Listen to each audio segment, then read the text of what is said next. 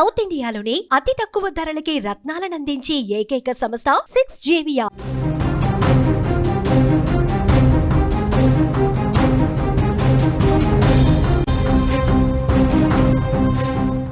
రామ్, రెమో, అపరిచితుడు ఈ మూడు పేర్లు మీకు గుర్తున్నాయా? అపరిచితుడు సినిమా చూసిన ప్రతి ఒక్కరికి ఈ మూడు క్యారెక్టర్లు గుర్తుకుంటాయి. ఒకసారి రామానుజంగా రామ్గా కనిపిస్తాడు విక్రమ్, రెండోసారి రెమోగా కనిపిస్తాడు అమ్మాయిని లైన్లో పెట్టడానికి, మూడవసారి ముఖానికి మాస్క్ వేసుకొని అపరిచితుడిగా కనిపించి హత్యలు చేస్తాడు. రామం అత్యంత అమాయకుడు, అత్యంత జాలి గుండె కలిగిన వాడు. ఎవరైనా అపరిచితులు కానీ సుపరిచితులు కానీ అన్యాయానికి గురైన బాధపడ్డ సమస్యల్లో ఉన్న వెంటనే స్పందిస్తాడు. రెమో తన స్వార్థం కోసం ఏదైనా చేస్తాడు. తను ప్రేమించిన ప్రియురాలు కోసం దొంగతనాలు చేస్తాడు, ఇంకేదైనా చేస్తాడు. దొంగగా మారి ప్రియురాలి మనసును దోచుకుంటాడు. ఇకపోతే అపరిచితుడు ఎవడైనా తప్పు చేస్తే వాళ్ళని అంతం చేస్తాడు, క్రిమినల్గా మారుతాడు. ఎందుకు నేను ఇప్పుడు ఈ టైంలో ఈ కథ చెప్తున్నాను అంటే, కూకట్పల్లిలో సహస్ర హత్య కేసులో నిందితుడు, 14 ఏళ్ల నిందితుడు, మైనర్ హంతకుడి క్యారెక్టర్ని పోలీసులు జువైనల్ హోమ్లో చాలా స్పష్టంగా క్లీన్గా అబ్జర్వ్ చేస్తున్నారు. అతను ప్రవర్తిస్తున్న తీరు కావచ్చు, అతను మాట్లాడుతున్న తీరు కావచ్చు, అతను చెప్పే ముచ్చట్టను కావచ్చు చూసి పోలీసులే అవాక్ అవుతున్నారు. ముఖ్యంగా ఎందుకు సహస్రను చంపావనే ప్రశ్నకి మనోడి దగ్గర రకరకాల ఆన్సర్లు కనిపిస్తున్నాయి. అంతేకాదు, సహస్రని హత్య చేసిన రోజు చాలా కీలకమైన పాయింట్ ఇది. సహస్రని హత్య చేసిన రోజు సహస్రని ఇంట్లోనే ఆమె మంచం పైన అత్యంత దారుణంగా 27 సార్లు కత్తితో పొడిచి చంపేశాడు. పొడిచి చంపేసి రక్తపు బట్టలతోనే తన గోడ దూకి ఇంట్లోకి వెళ్ళిపోయాడు. బ్యాట్ దొంగతనం కోసం వచ్చానని ఇక్కడ కథ చెప్తున్నాడు. గోడ దూకి ఇంట్లోకి వెళ్ళిపోయి ఇంట్లో తండ్రి అట్లాగే సిస్టర్స్ ఉన్న సమయంలోనే వాళ్ళ కంటికి చిక్కకుండా ఇంట్లోకి వెళ్ళి బట్టలు మార్చుకొని రక్తపు బట్టల్ని వాషింగ్ మిషన్లో ఉతికేసి ఆ తర్వాత బట్టలు చేంజ్ చేసుకొని వెంటనే తను పెంచుకుంటున్న కుందేలుని తీసుకొని ఒక డాక్టర్ దగ్గరికి వెళ్ళాడు. గుర్తుపెట్టుకోండి, ఇక్కడ అపరిచితుడైన నేరస్తుడిగా అపరిచితుడికి ఆ మైనర్ నిందితుడికి పెద్ద తేడా లేదనిపిస్తుంది. అత్యంత పాశవికంగా, అత్యంత దారుణంగా మంచం పైన సహస్రని కత్తితో 27 సార్లు పొడిచిన ఈ మైనర్ నిందితుడు కొన్ని నిమిషాల వ్యవధిలోనే తను క్యారెక్టర్ మారిపోయింది. ఊహించని విధంగా సినిమాల్లో అపరిచితుడి సినిమాలో విక్రమ్ క్యారెక్టర్ మాదిరిగానే ఊహించని విధంగానే అతని క్యారెక్టర్ మారిపోయింది. ఇక్కడ అంతకుడిగా అత్యంత పాశవికంగా అమ్మాయిని చంపేశాడు, ఇంటికి వెళ్ళిపోయి స్నానం చేశాడు, ఇమీడియట్లీ రామంలాగా మారిపోయాడు. అత్యంత జాలి కలిగిన వ్యక్తిగా మారిపోయాడు. ఎందుకంటే తను కొన్ని రోజులుగా ఇంట్లో ఒక కుందేలును పెంచుకుంటున్నాడు. కుందేలును పెంచుకొని ఆ కుందేలు అనారోగ్యం పాలైన ఆ కుందేలుని వెంటనే ఆసుపత్రికి తీసుకెళ్లాడు, బోరున విలపిస్తూ బాధపడుతూ. ఇక్కడ ఒక బాలిక గొంతు మూసి 27 సార్లు కత్తితో పొడిచి ఆ కత్తి తీసుకొని రక్తపు బట్టలతో ఇంట్లోకి వెళ్ళి ఇమ్మీడియట్లీ తన కుందేలు చూడగానే మనసు మారిపోయింది. అత్యంత అమాయకుడిగా ప్రేమమూర్తిగా మారిపోయి కుందేలు తీసుకొని డాక్టర్ దగ్గరికి వెళ్ళాడు. డాక్టర్ దగ్గరికి వెళ్ళిన తర్వాత కుందేలు అనారోగ్యం పాలైంది, ఆ కుందేలు చనిపోయిందని పోలీసులు చెప్తున్నాడు. ఈ 2 క్యారెక్టర్ల మధ్యలో ఇంకొక క్యారెక్టర్ కనిపిస్తుంది, దొంగ. మీరు అపరిచితుడి సినిమాలో రెమో క్యారెక్టర్ ఉంటుంది కదా, అక్కడనేమో ప్రేమ దొంగ. వీడిక్కడ ఒక గజ దొంగ. 3 క్యారెక్టర్లు చాలా స్పష్టంగా భిన్నంగా 3 క్యారెక్టర్లు కనిపిస్తున్నాయి. హంతకుడు, అట్లాగే జాలి కలిగిన వ్యక్తి, అట్లాగే దొంగ. ఈ దొంగకి ఎగ్జాంపుల్ ఏంటో తెలుసా? అతను ఇంట్లో రాసి పెట్టుకున్న లెటర్,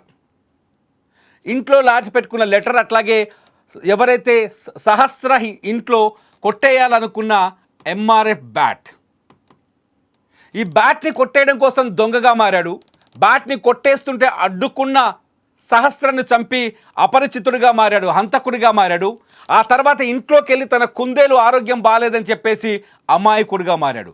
దొంగ, హంతకుడు, అమాయకుడు 3 క్యారెక్టర్లు కనిపిస్తున్నాయి చాలా క్లియర్గా. దొంగ ఒక క్యారెక్టర్, హంతకుడు ఒక క్యారెక్టర్, అమాయకుడు ఒక క్యారెక్టర్.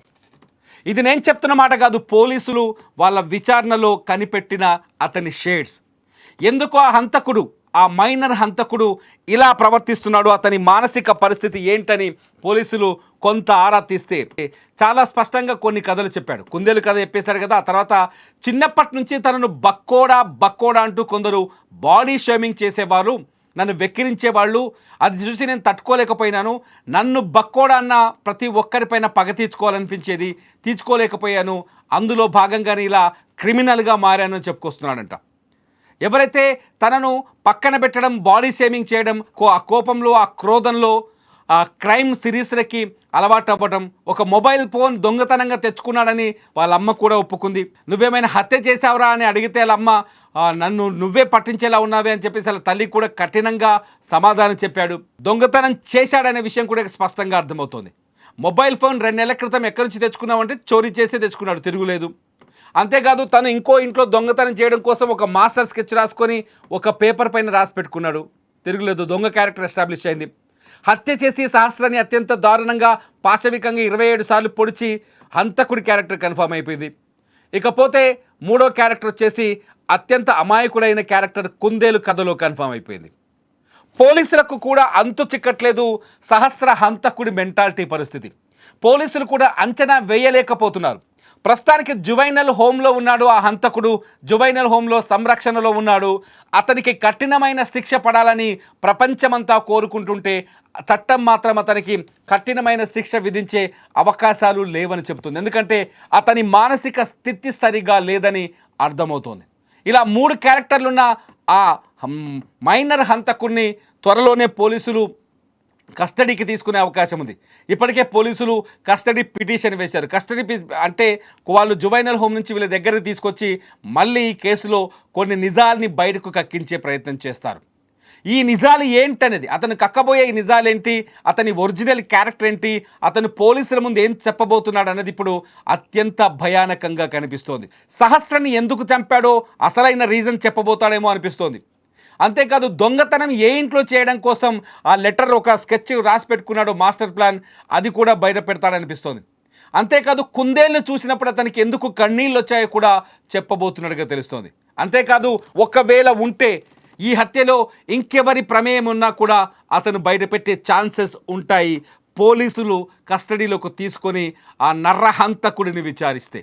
నిజంగా ఒక భయంకరమైన క్రిమినల్, భూమి మీద పుట్టిన 14 ఏళ్లకే ఒక భయంకరమైన క్రిమినల్ తయారయ్యారంటే మన సమాజం ఎటు పోతోంది, మన సమాజంలో పరిస్థితులు ఎలా ఉన్నాయి, మన సమాజంలో నేరాలు ప్రోత్సహించే విధానాలు చాలా స్పష్టంగా కనిపిస్తున్నాయి. ముఖ్యంగా సోషల్ మీడియా, ఓటీటీల ప్రభావం ఈ సమాజాన్ని నాశనం చేస్తున్నాయని చెప్పడానికి ఇంతకంటే ఎగ్జాంపుల్ అక్కడ లేదు.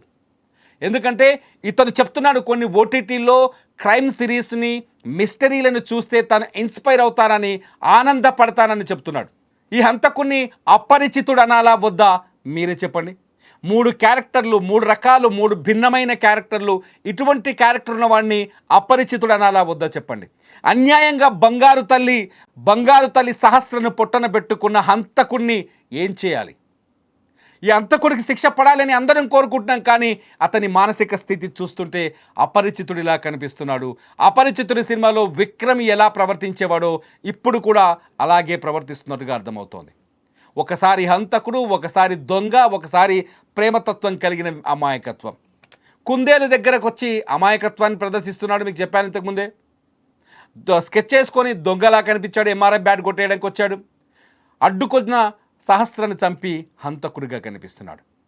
నిజంగా ఇటువంటి క్యారెక్టర్ని ఇంతవరకు క్రైమ్ చరిత్రలో ఎక్కడా చూసింది లేదు. అపరిచితుడి సినిమాలో తప్ప ఎక్కడా ఇటువంటి మెంటాలిటీని చూసింది లేదు.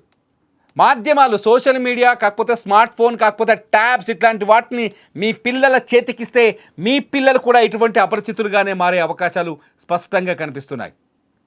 ఏ తల్లిదండ్రి అయితే తమ బిడ్డలకి అవసరమైన దానికంటే ఎక్కువ చనువిస్తారో, అవసరమైన దానికంటే ఎక్కువ డబ్బిస్తారో, అవసరమైన దానికంటే ఎక్కువ స్టేటస్ ఇస్తారో, గుర్తుపెట్టుకొని, అవసరమైన దానికంటే ఎక్కువ లాలూచి నిర్లక్ష్యం చేస్తారో ఆ పిల్లలు ఖచ్చితంగా ఈ సమాజాన్ని నాశనం చేసే నేరస్తులుగా మారుతారు. చాలా స్పష్టంగా ఈ అపరిచితుడి క్యారెక్టర్ చూస్తే అర్థమవుతుంది. సహస్ర ప్రాణాలని అన్యాయంగా పొట్టన పెట్టుకున్న ఈ అపరిచితుడి క్యారెక్టర్ చూస్తే స్పష్టంగా అర్థమవుతుంది. పిల్లలకు అధిక స్వేచ్ఛ ఇవ్వడం, పిల్లలని ప్రవర్తన విషయంలో కావచ్చు అత్యంత ప్రేమ ఉండొచ్చు, పిల్లలపైన అధిక ప్రేమ ఉండటం, ఆ ప్రేమతో వాడు ఏది అడిగితే అది కొనియటం, రిచ్గా పెంచాలని ఆలోచించడం, గొప్పగా పెంచాలని ఆలోచించడం, ఇవన్నీ మీ పిల్లల జీవితాన్ని నాశనం చేస్తాయి. ముఖ్యంగా మొబైల్ ఫోన్, ట్యాబ్ లాంటివి ఇస్తే మీ పిల్లల్ని మీరే నేరస్తులుగా మార్చిన వాళ్ళు అవుతారు. ఈ అపరిచితుడి క్యారెక్టర్ ఎందుకు చెప్పాల్సి వచ్చింది వాళ్ళంటే, మీ పిల్లల్ని ఇలా పెంచితే ఖచ్చితంగా ఆ పెంపకం తీరును మార్చుకోవాలని. మీ పిల్లలు కనుక ఇలా నిర్లక్ష్యం చేస్తే ఇక్కడ స్పష్టంగా ఒక విషయం కనిపిస్తోంది. ఎవరైతే ఈ హంతకుడు ఉన్నాడో ఈ హంతకుడిని తల్లిదండ్రి పూర్తి స్థాయిలో నిర్లక్ష్యం చేశారని చాలా స్పష్టంగా అర్థమవుతోంది.